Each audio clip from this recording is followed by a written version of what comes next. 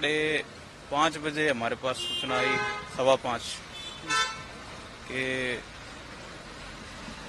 चौधरी साहब के ऊपर गोली चली है और हम तीनों भाई यहाँ पहुंचे हैं हॉस्पिटल में। यहाँ पे जब वो पहुंचे तो गोली गाड़ी के ऊपर भी काफी चलाई गई थी और उनको भी काफी गोलियां लगी। डॉक्टरों ने कोशिश की लेकिन उनके सांसें नहीं चली और एक उनके साथ और थे जय किशन दलाल जी, उनकी भी मृत्यु हो गई। उनके साथी थे, पुराने राजनीति के ही वर्कर थे जय किशन दलाल जी। गाड़ी में कौन कौन था? गाड़ी में 4 लोग थे। आगे वाली सीट पे चौधरी नफे सिंह राठी बैठे थे, पीछे वाली सीट पे गनमैन था और जय किशन दलाल थे और संजय जो कि हमारा बुआ का लड़का है वो गाड़ी चला रहा था। अभय सिंह चौटाला ने सीबीआई जांच की मांग रखी है, तो आप क्या कहेंगे? हम भी चाहेंगे कि इसकी जांच उच्च अधिकारी करें, क्योंकि काफी समय से हम पुलिस प्रशासन से बार बार मांग कर रहे थे कि हमें जान का खतरा है, हमारे परिवार को जान का खतरा है। सीबीआई करे चाहे वो एसटीएफ करे, हमें उससे दिक्कत नहीं, लेकिन जिनको ये पता था कि हाँ नफे सिंह को जान का खतरा है, उसके परिवार को जान का खतरा है, उन्होंने क्यों आंख मीच के रखी?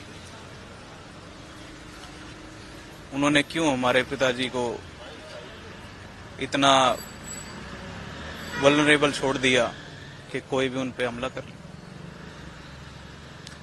उन्होंने क्यों हमारी सुरक्षा का ध्यान नहीं करा? आप मान रखेंगे कि किसने हमला किया है? मैं आपको जितने हमने और मेरे पिताजी ने और हमारे संपूर्ण परिवार ने लेटर लिख कर सबूतों के साथ भेजी है, वो सारे की कॉपी भी मुहैया करवा दूंगा, लेकिन ये समय नहीं। हमने बहुत कोशिश करी कि अपने परिवार की सुरक्षा के लिए हम सरकार के पास जाएं, लेकिन सरकार ने हमारी सुरक्षा नहीं की, हमें मरने के लिए छोड़ दिया।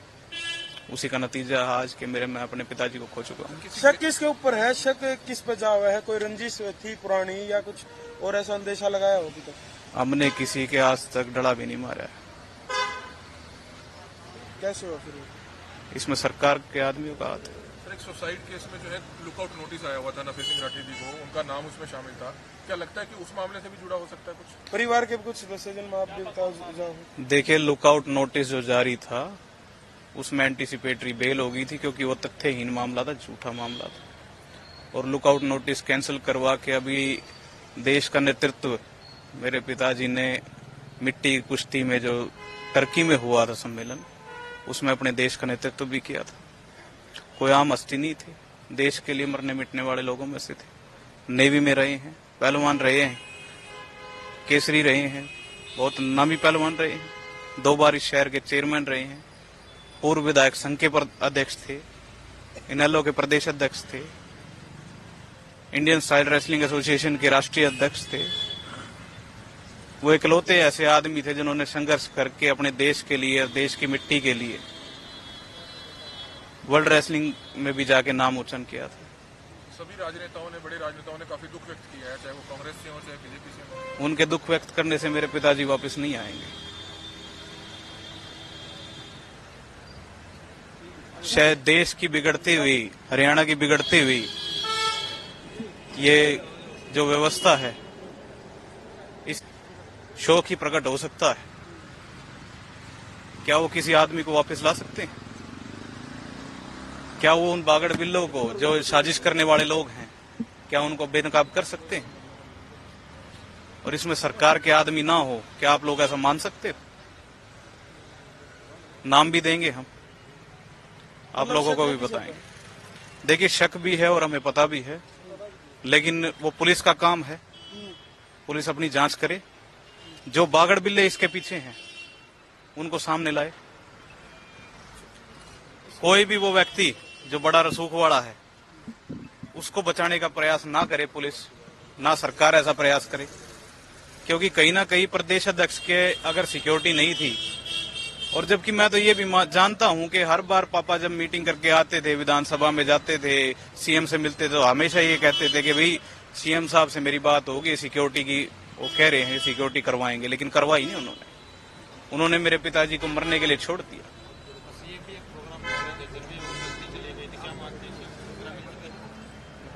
सीएम के पास ऐसा होता सूचना ना हो? सीएम को तो ये भी पता होगा कि यहाँ क्या हालात है। सीएम को ये पता था कि यहाँ नफे सिंह के बनने के बाद इन नलों का ग्राफ बढ़ा है। बिगड़ती कानून व्यवस्था पे कितनी बार हमने प्रदर्शन किए, कितनी बार ज्ञापन दिए, लेकिन क्या हुआ? हमारे ऊपर ही मुकदमे लगाए गए। हरियाणा में सरकार रही नैलो की, उसके प्रदेश अध्यक्ष थे नफे सिंह जी, और उन्हें की सुरक्षा ध्यान नहीं रखा गया, तो आम पब्लिक कैसे सुरक्षित होगी? किस नजरिए देखो, कहाँ सुरक्षित हो आप लोग? आज आप बोलना शुरू करोगे, कल को आपको मरवा देंगे। किसकी सुरक्षा करेगी सरकार? किसी की सुरक्षा नहीं कर सकती। मांग क्या आप अब आज मैं आपको कहना चाहूंगा, राजनीतिक तौर पे आप लोग अनाथ हो, कोई आपकी सुरक्षा की जिम्मेवारी नहीं लेगा। और ये सीएम के खुद के बयान है कि मैं किसी आम आदमी को सुरक्षा मुहैया नहीं करा सकता। आप आम की छोड़ो, आप तो खास को भी नहीं करा सकते। मेरे पिताजी को आपने मरने के लिए छोड़ दिया। जितेंद्र जी, आज कहाँ से आ रहे थे आपके पिताजी, और क्या लग रहा है कौन है ये लोग? क्योंकि जो पुलिस के अब हवाले से पता लगा है, कहीं ना कहीं लॉरेंस बिश्नोई गैंग का नाम सामने आ रहा है। देखिए, लॉरेंस बिश्नोई गैंग से ना तो हमें कभी मंथली की धमकी मिली, ना कोई और धमकी मिली। मैं नहीं जानता कि किसने लॉरेंस का नाम लिया, मैं नहीं जानता। मर्डर जो है सीधा सीधा क्या मुझे ये नहीं कन्फर्म, मैं नहीं कह सकता अभी। ये जांच का विषय है, सरकार के आदमी इसमें जांच करे, पुलिस जांच करे, सीबीआई जांच करे। पहले भी आज कहाँ से आ रहे थे पिताजी जब ये हमला हुआ? मेरे पिताजी आसोदा से किसी की डेथ पे शोक प्रकट करके, और अपने जो उनके रूटीन के काम है उन्हीं में थे। वो सामाजिक काम जो होते हैं एक राजनेता के, उन्हीं में। पता लगा कि पिछले दिनों भादुड़ में कोई फायरिंग हुई थी, उसमें आपके पिताजी ने, जो पीड़ित परिवार है उसके साथ खड़े रहे थे, उसको लेकर मेरे पिताजी हर उस उत्पीड़न के साथ खड़े रहे हैं, उत्पीड़ित व्यक्ति के साथ खड़े रहे हैं जिसके साथ बुरा हुआ है। जब शहर के अंदर नगर परिषद की जमीन कब्जाई जा रही थी, तब उन्होंने आंदोलन किया। जब शहर के अंदर ये अपना पिछले महीने की वारदात है, दुकानदारों से मंथली गोली मार के मंथली लूट ली गई, पैसे लूट लिए गए, तब वो जाके दुकानदारों से मिले।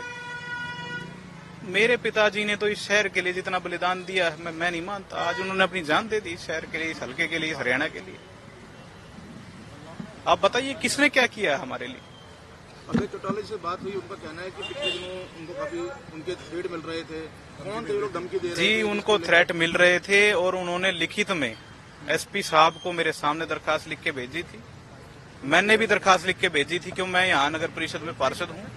राजनीतिक तौर पे हमारा पूरा परिवार ही एक्टिव है, तो हमारे पूरे परिवार को दबाने के लिए राजनीतिक तौर पे हमारे को जान से मारने की धमकियां आ रही थी, और हमने उसकी बार बार सूचना प्रशासन को दी, मांग की सुरक्षा की, लेकिन हमें मरने के लिए छोड़ दिया गया। ये सच्चाई है। और आज वो जो लोग धमकियां दे रहे थे या साजिश रच रहे थे, वो आज अपनी साजिश में कामयाब हो गए।